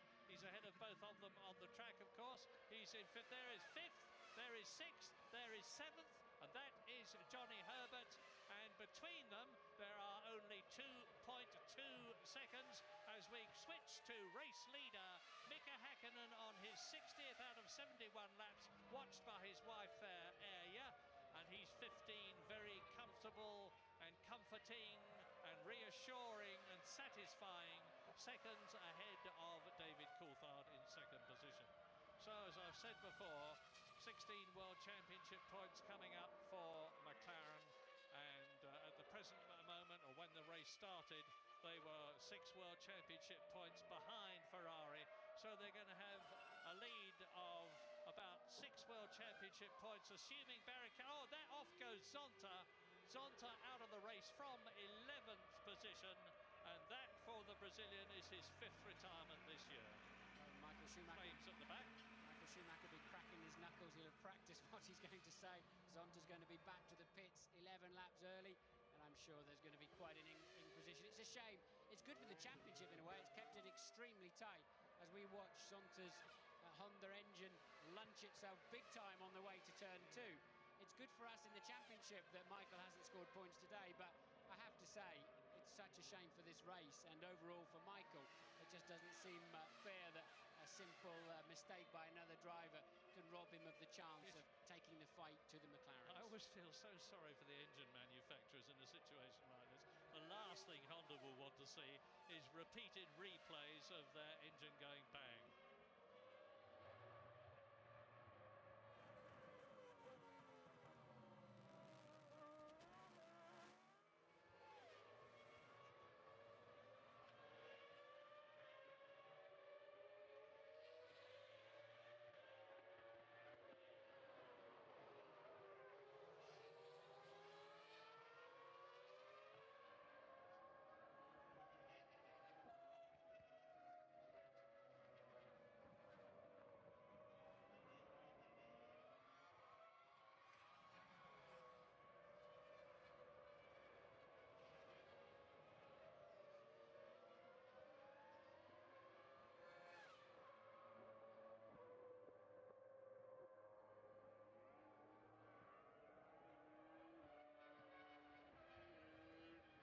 Ralf Schumacher, who is now 9 laps behind the leader, Mika Häkkinen, but keeping running on what is in effect an extended test for the Williams BMW team. And his teammate, Jenson Button, is in 5th position, and if he can stay there, it will enable Williams to leapfrog Benetton in the Constructors' Championship and regain the 3rd position that they lost to Benetton in the Canadian Grand Prix. No idea why Mazzacani had to stop and go. Could be pit lane speeding. I don't think he's been anywhere near on the track to be able to... and this is a replay of Ralf Schumacher, who is running last and some 9 laps behind the leader, just out for an afternoon sport, having managed to spin off as well, just for good measure. And Zonterlook just about getting hit on the head. Go easy by with the that hook. and yeah, thank you. Well, there you go. It's catching, isn't it? Yeah. And he's I mean, damn thing nearly hit him on the head, didn't it, with the shovel of the tractor. So Mika Häkkinen, here he is, lap 63, 71 lap race.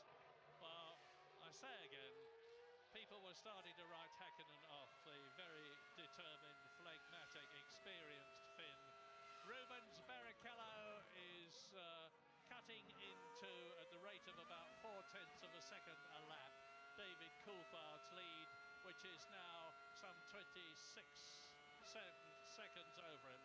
But the McLarens are in effect touring. They're still going very quickly indeed, but not nearly as quickly as they could do if they had to. And you will have observed that although there are dark storm clouds overhead, the majority of the sky is blue, the track is dry, there have been no adverse weather problems for the drivers and us to contend with in the Styrian Hills here in Austria.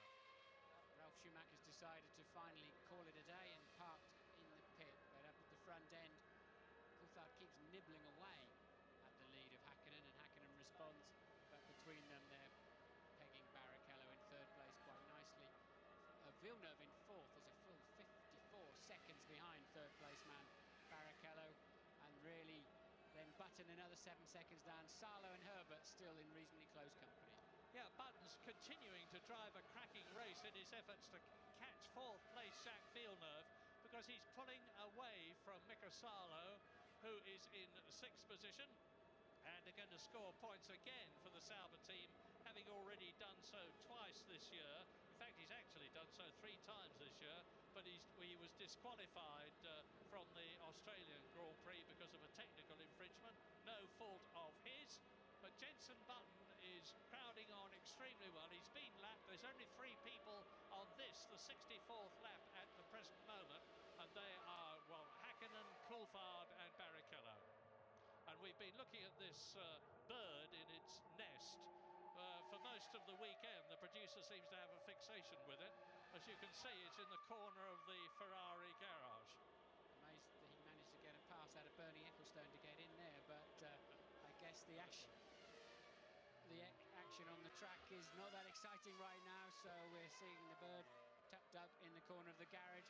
But Häkkinen probably thinks it's quite exciting from where he's sitting, as he once again buries his foot onto the brake pedal and turns that McLaren, which really, they have been the class of the field this weekend, haven't they? Michael Schumacher was shaking his head. He just couldn't get that Ferrari on the pace, and just how near he was managing to make it for the near the pace for the race, we never got a chance to find out with that silly incident in the first corner. But Häkkinen certainly has been in a class of his own. Well, he may have a cosy little nest in the corner of the Ferrari garage, but if I know Formula One as well as I think I do, there's going to be quite a substantial rental.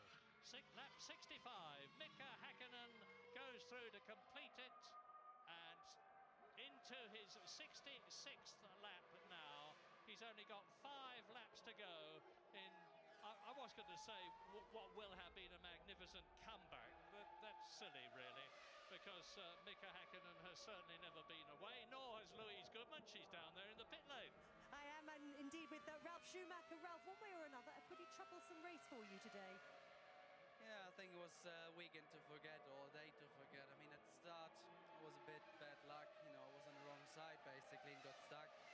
And then we had a brake disc problem, so I had to come in. We had to change the brake disc. I mean, it was all a big mess this weekend. You were 8 laps down. Why did you ever keep going in the first place? It was just a decision taken by the team to keep on driving, see what we can do and what the car's like. That was the only reason. Thanks, Ralf. Oh, not a good day for the Schumacher brothers. By far the most most successful set of brothers that have ever taken part in Formula One. There are 7 sets of brothers, the Fittipaldis, the Stewarts, the Rodriguez brothers. I can't remember all the others off the top of my head. But Schumacher, Michael, and Schumacher, Ralph, have been quite outstanding as siblings in Formula One. And Mika Häkkinen is quite outstanding here. He's driven an absolutely immaculate race. I can find absolutely no destructive criticism of it at all. He started from pole position. He's led all the way except for when he came in for his sole pit stop when his teammate David Coulthard took over the lead, which Mika Häkkinen regained when Coulthard came in for his stop. And it looks as though it is going to be the 16th career win for Mika Häkkinen, and it's going to be the second only. It's only going to be the second win this year. He won 5 times last year, and that chap's been tottering about with that finish flag, to my certain knowledge, for 4 hours, because I was watching him do it this morning.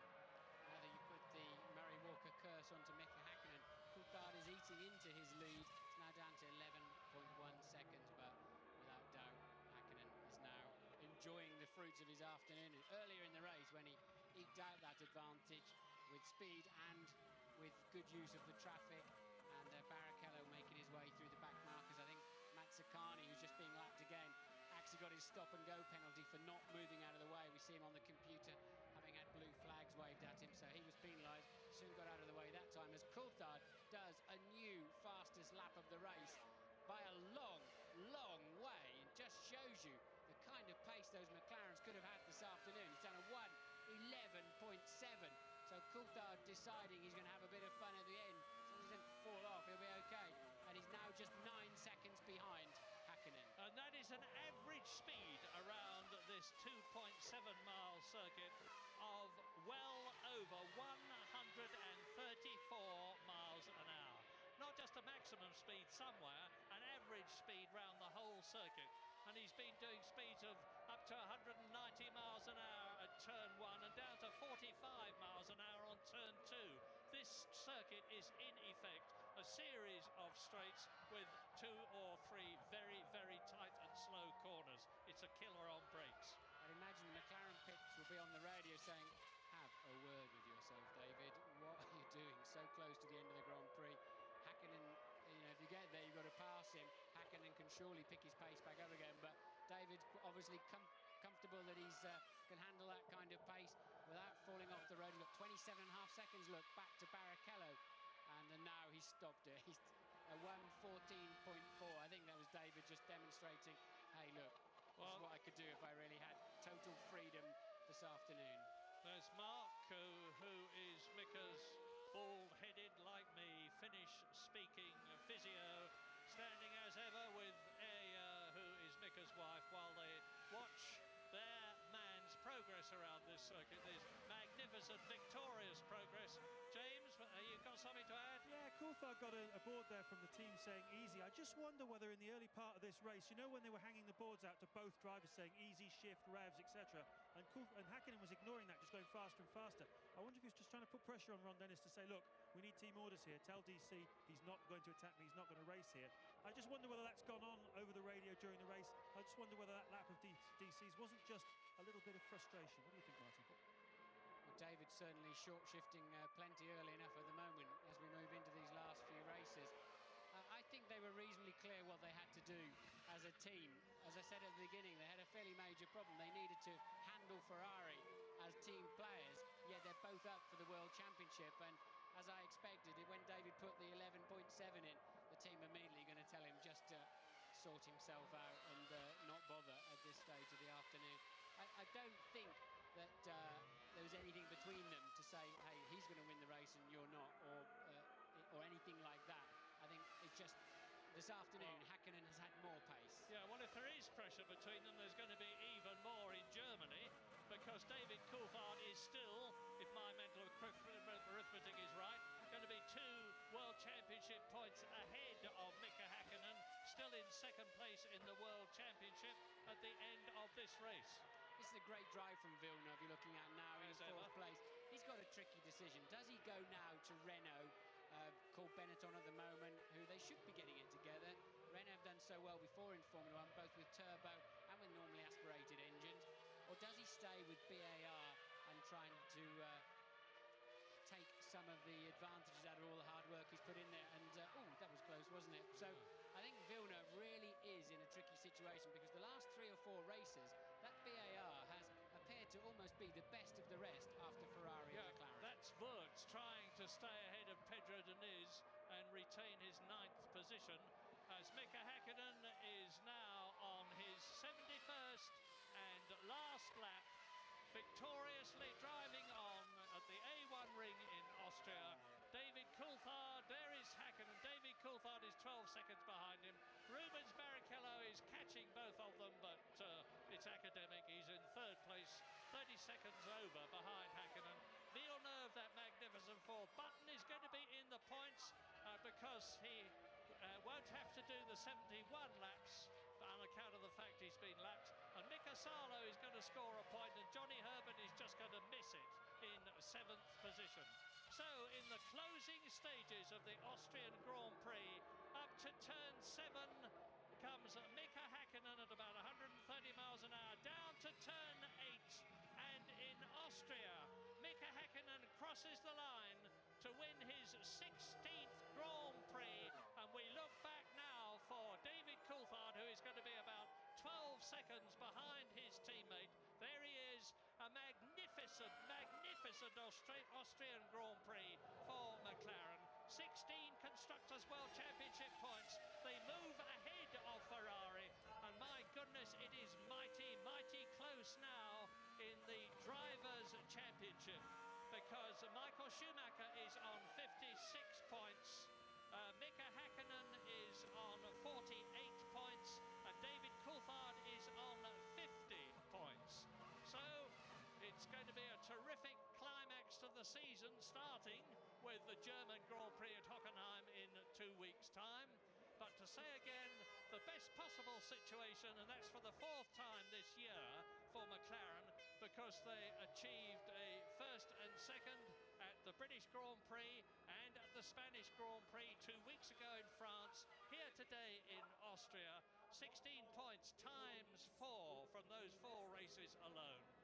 Barrichello just about saved Ferrari's bacon, but it was not a very convincing demonstration, one has to say, because he was 30 seconds behind Mika Häkkinen. And Villeneuve, who was 4th, was lapped. Button, for the 3rd time this year, scores World Championship points by finishing 5th after having started 18th. A terrific drive. And Mika Salo, who started ahead of Jenson Button, finishes behind him, 6th position, 1 World Championship point. 7th, Johnny Herbert. 8th, good finish for Marc Genet and Minardi. 9th, Pedro Diniz, so both the Saubers were in the top 10. Alex Wurz, the sole Benetton, in 10th position. Luciano Berti finishes, only lapped twice in his 1st Grand Prix, and that was for Jaguar. Both the Jaguars therefore finish, and that is an excellent achievement after the problems they've been having. Last one to finish, 3 laps down, Gaston Mazzacane from Argentina in 12th position. And James? Well, I tell you, Murray, Ron is very happy. You've got your world champion, he's got his magic back. A tremendous day for the McLaren team. Yes, good, very happy. Great for the team, everybody back home, and I think it's, both drivers just did a great job. You had to hang a few boards out to them to tell them to slow down at several stages. Well, did you at any stage you tell them to hold station, or were they racing each other all the way? No, they once Mika had enough lead over David to manage anything that could happen in the pit stop, we slowed them both down. But they drove very well together, and it was hard for us to see them race so hard at the beginning. But once it was optimum gaps, then there was no sense to race each other, and very pleased for them both. Big party in Woking tonight. Well done, Ron. Thank you. No change in the top 6 in the Drivers' Championship, but now just 8 points covers the first 3. Michael Schumacher 6 points ahead of David Coulthard, who is still 2nd, but Mika Häkkinen in 3rd position, 48 points, 6 behind Michael Schumacher, 2 behind David Coulthard. It's going to be a terrific finish to this World Championship Series, and we've still got the German, Hungarian, Belgium, Italian, the American Grand Prix at Indianapolis for the first time on September the 24th, and then then off to the Far East for Japan on October the 22nd, and Malaysia, which is finishing the season, the 17th race on October the 22nd. And I confirm that McLaren are now leading Ferrari by 6 World Championship points in the Constructors' Championship, having taken second place to them all the way up to now. And Williams have passed Benetton to third. Surely Schumacher can't lose this World Championship again this year. He was running away, wasn't he, so easily at the beginning of the year. McLaren seemed to have no reliability. Coulthard lost his points in Brazil. It just seemed so easy for Michael. Now he's got 2 McLaren drivers ganging up on him. They're just 2 points apart and 6 and 8 points behind him. So Michael really has got his hands full. But worse than that, Murray, the McLaren at the moment is a faster race car. In qualifying, I don't think there's much in it. Overall, at the various circuits, but in the race, the McLaren's faster. Yes, we have to remember that Michael Schumacher is a superlatively good driver, and he can normally make up for something. The Ferrari is undoubtedly closer to the McLaren than it was last year. I mean, here last year, the 2 McLarens were a full second faster than Ferrari in qualifying, and that was a long way from the case today. But as you rightly say, the McLaren-Mercedes combination is better than the Ferrari chassis and Ferrari engine combination. And it's going to take an awful lot of work by Ferrari to get closer, because once the season has started, it is so difficult with testing and 2 weeks gap between each race and having to go to the next race to develop faster than the team ahead of you. What was significant is when McLaren went to Ferrari's test track in Mugello last week, Panis, the test driver, was quicker both days than Michael Schumacher in the Ferrari, where he uses the car quite a lot. So Ferrari will have to regroup. They'll have to come back with something stronger. They've got Ross Brawn and Rory Byrne and a host of brilliant engineers at the Ferrari factory. Surely they can come up with something. They need to now, otherwise I can't see them being able to defend. I can't see Michael being able to defend the onslaught of Hakkinen and Coulthard. No, neither can I. Talking about Olivier Panis, incidentally, who's done such a superb job as test driver for McLaren this year, I would not be at all surprised to see him back in Formula One as a competitor next year, perhaps for the Arrows team. That's my tip for the future. Let's see whether it works out. That's a very happy Hakkinen. And I mean, the story that because of her pregnancy, Mika Hakkinen was losing motivation has proved to be so much nonsense.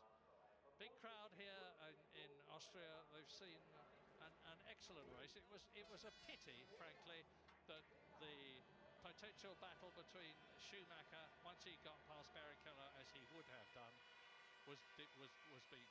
But so you can see how happy Mika is, rejuvenated. You don't see him as ebullient as that. That's a sort of Schumacher stance.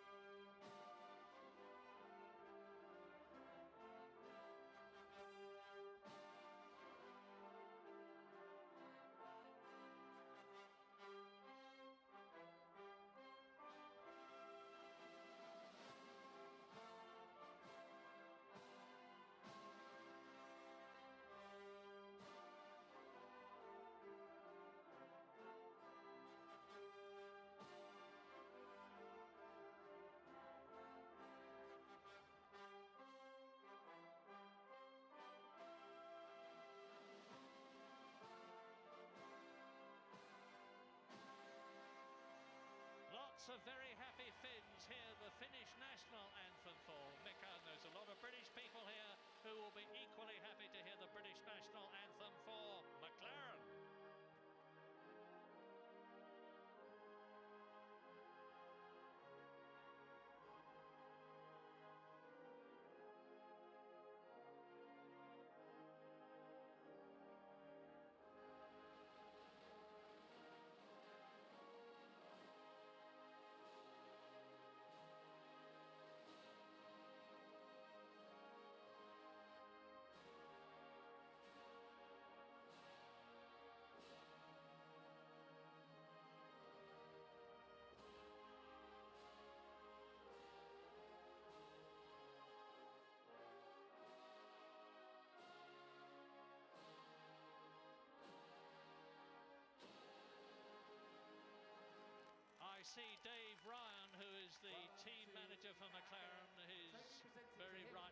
receive the Constructors' Trophy, but Mika Häkkinen gets the Driver's Award from Dr. Wolfgang Schüssel, who is the Federal Chancellor of the Republic of Austria. Dave Ryan now gets the winning Constructors' Trophy from Dr. Boris Nemchik, who's the director of Mobil here in Austria, who have sponsored the race. And now Mika Häkkinen, having got his trophy, sees David Coulthard second place, Dr. Suzanne Ries-Passer, the Vice Federal Chancellor of Austria. And finally, the fourth trophy goes to the third place Rubens Barrichello from Mrs. Waltraud Klasnik. Three very happy men after what has been a very significant Austrian Grand Prix, which has seen McLaren take the lead in the Constructors' Championship and the three drivers at the top separated by a mere 8 points.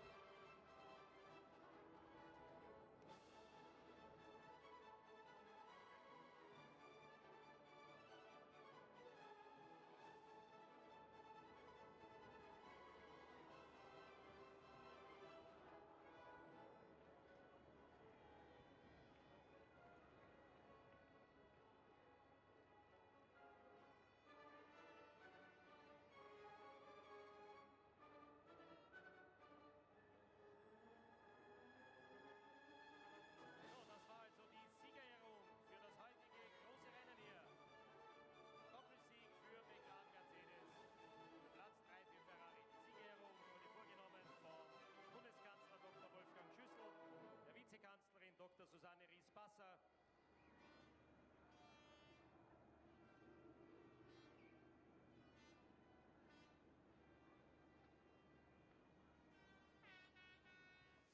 Welcome to the top three finish in the 2000 Austrian Grand Prix. Mika Häkkinen, David Coulthard and Rubens Barrichello. Mika, many congratulations on a very dominant victory. It's 16th of your career and your first since Barcelona. If I can just start by asking you about the start and in particular the first corner, could you see anything from your vantage point on the track of what happened? No, I did not see what happened. I just saw what happened was going round the first corner when I was heading for turn 2, they showed yellow flags, and I was a bit surprised why they're showing yellow flags over there. But then later on, after turn 2, the team informed about the safety car, and